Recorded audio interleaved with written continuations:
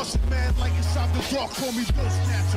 Just the brother for the rapture. I hang glide, holding on strong, hard to capture. Extravagant, resurrect the track and it's militant. And I react like a convict and start killing. It's manifesting. The God's work like appliances, dealing in my sleep like a lie. What's going on, guys? It's your boy Naruto Explain here, bringing you guys another discussion for Boruto Naruto Next Generations, the manga, and once again, we're going to be diving into the fallout from Boruto Chapter 67, and today we're going to discuss the fallout from the battle of Boruto and Kawaki versus Code. In particular, the impact of Kawaki's decision to kill Boruto is going to have now that the story is seemingly moving back to Konoha in the next chapter now that Boruto's been revived, because the foundation for a rift has been put in place and cemented, and we're going to cover it in today's video. Now, Kawaki's words in the last chapter should have sent up red flags to fans of Naruto and Boruto as characters, because while the statement about killing anyone who threatens Naruto was pretty sick to read, it was a really awesome moment for Kawaki. It was also very bone-chilling when we consider the fact that Kawaki is making it clear that there are no lines that he will not cross for Naruto. For Kawaki, the protection of Naruto remains at the top of his priority. Everyone and everything else around Naruto is merely tolerated out of respect for Naruto. Nothing more, nothing less.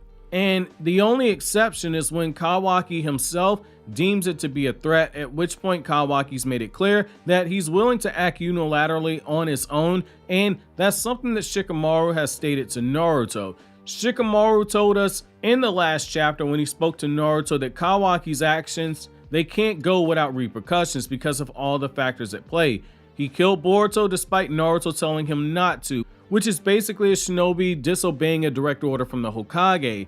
The villagers have already shown to be mistrustful of Kawaki to the point where Shikamaru has felt the need to share this information with Naruto. He's also pointed out that there will be an issue when it comes to Kawaki and the other Kages that needs to be addressed. When it comes to the character of Kawaki, there are moving pieces at play on the chessboard that need to be considered moving forward, because it's going to require a level of political maneuvering that's going to force Naruto to rely on the help of his advisor Shikamaru. The only question is will Naruto listen? Because Naruto, when it comes to Kawaki, has always acted based on Naruto's own gut feelings. Naruto and his projections of his past experiences as a Jinchuriki that have been placed on Kawaki, and to a certain extent, they cloud his judgment when it comes to Kawaki, even more so because he considers Kawaki to be a son. It's a great tragic flaw for Naruto. It's really good when it comes to utilization for conflict, that massive heart of his, but it's also something that Obito warned Naruto about, that more suffering would await Naruto in the future, and we can look at this and say that Naruto's caring nature is proving Obito's warning to Naruto correct. Naruto won't turn his back on Kawaki, and even after Kawaki murdered his son, because Naruto understands that Kawaki is in a very dangerous place where one wrong action by Naruto or the other higher ups could drive Kawaki into the wrong direction. And as we know, once someone goes down certain dark holes, it becomes nearly impossible to get them back. However, even with all this in mind, is Naruto right to stand beside Kawaki, or is a split ultimately inevitable? I think the truth lies somewhere in the middle. Shikamaru did take a tougher stance with Naruto when it comes to Kawaki, but he also said that they would not abandon their responsibilities when it came to Kawaki as well. When Shikamaru was asked by Naruto if he was saying that they should just abandon him, from the very beginning, Shikamaru has wanted to have Kawaki locked away in a secure location, and Naruto shut that down right away. After Naruto made his pleas to the other Kages, vowing to take personal responsibility for Kawaki, everything has changed since then. Naruto has lost the power of the Kyuubi, which was the Alliance's greatest asset to fight the Otsutsuki. Sasuke has lost the Rinnegan, which allows him to travel through those dimensions. Kawaki has displayed power that arguably makes him a bigger threat than ever before, because he's quickly mastering Isshiki's powers, and we saw in the Jigen versus Naruto and Sasuke battle, as well as the Isshiki versus Naruto and Sasuke battle, that those dojutsu powers are deadly and they're hard to counter against. And now Naruto no longer has the power to contain Kawaki if things get out of hand. He's no longer in a situation where the Raikage and Tsunade were in at the start of the war, when they confronted Naruto and Killer Bee just before day 2 of the war. At the time, both Kage still possessed enough power to at least make Naruto, who wasn't in perfect harmony with Kurama at the time, and Killer Bee stop to consider their actions at the time. Kawaki, if he chooses to, might very well be able to take down Naruto, and it's because of the Hack's jutsu that he now possesses that Naruto has no answer for. Shikamaru is right to anticipate that there might be some pushback from the other Kages, especially now that it's clear Naruto doesn't have control over Kawaki or the power to stop him. Kawaki, if we take the anime continuity into play, is an official shinobi of Konoha, yet he's shown blatant disregard for the chain of command system or the authority of his superiors. While he was right to kill Boruto, something that Shikamaru stated himself might have been unavoidable, it's the fact that he acted in disregard to the wishes of the Hokage that's a problem. Longtime viewers on my Kryptonian Saiyan channel, they know what I used to say back in the day on that channel. There's a phrase I state from time to time for situations like this, which is as follows: just because you have the best shot to fire, just because you're in the position to shoot the shot, doesn't mean that you should be the one who pulls the trigger. There are always other factors that come into play, even more so when you have a chain of command, and there are some lines that when you cross it by taking the shot, you can't come back from that stuff ever again. Kawaki was right in his choice. I don't think any of us dispute that, but he was wrong as well, which is an example of the expression that both things can be true at any given time in any situation. In Kawaki's mind, he was honoring Boruto's decision to embrace death, but he was also mainly doing what he felt was needed in order to protect Naruto. Naruto was the reason he tapped into the power of his karma again. His desire to protect Naruto played a huge role in that.